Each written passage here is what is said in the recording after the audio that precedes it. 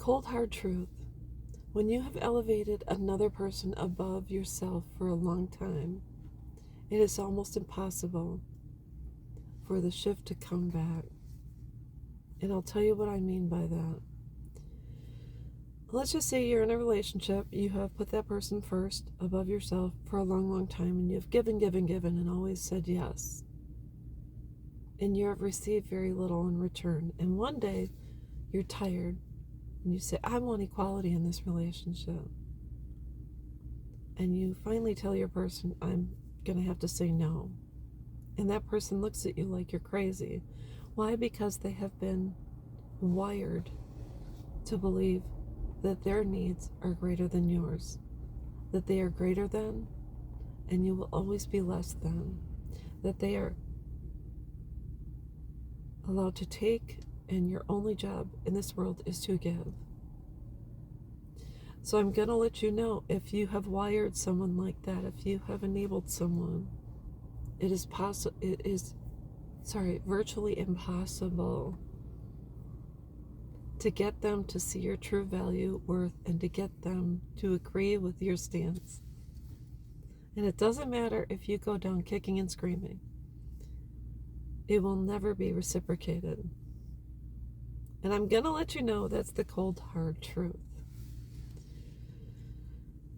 And I'm going to let you know we have to let go of our expectation that someone's going to wake up and smell the coffee and say, oh yeah, you're right. I'm sorry. It's this relationship has been unequal.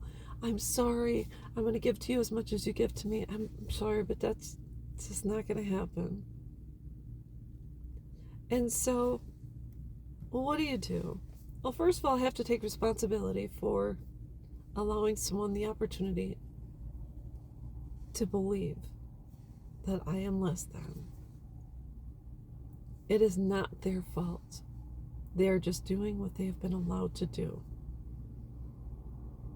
But I want to let you know, sometimes, in order for a change to take place, and I'm not saying you should go out and get divorced or stop being a mom or stop being a friend, but if you decide you're going to set healthy boundaries for yourself and say no and decide you want to make a shift, sometimes you have to separate yourself from that other person in order to start to heal, start to learn a new way, start to walk down a new path, start to, when you get to the fork in the road, go right instead of going left.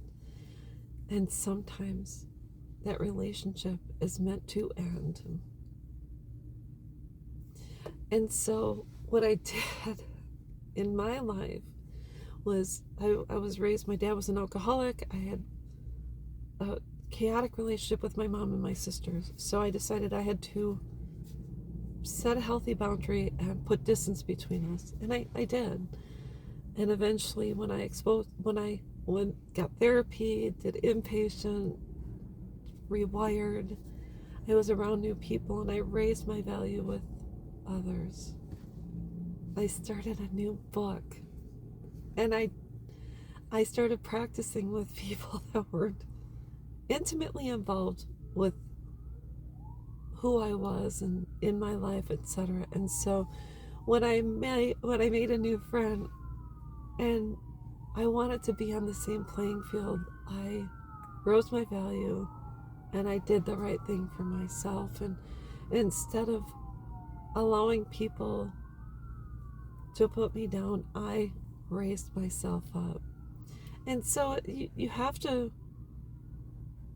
not demand, but set a certain expectation how you're going to be treated. And if you feel off in a situation or you're not comfortable, you can slowly step away and decide that's not your cup of tea until you find people you align with, people that make you feel good. And so you had to get away from people who made you feel worse in order to start getting better. I hope this makes sense. And I hope my words help you. So anyways, that's all I've got, and I will be back.